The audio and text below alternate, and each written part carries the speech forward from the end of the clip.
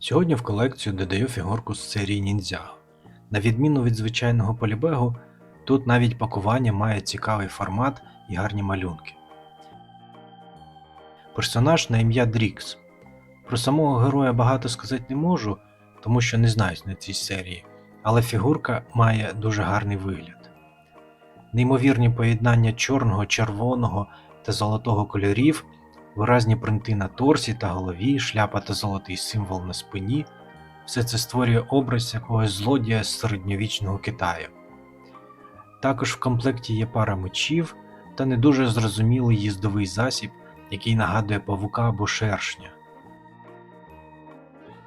Тож буду дуже вдячний, якщо в коментарях ви поділитесь інформацією про цього героя.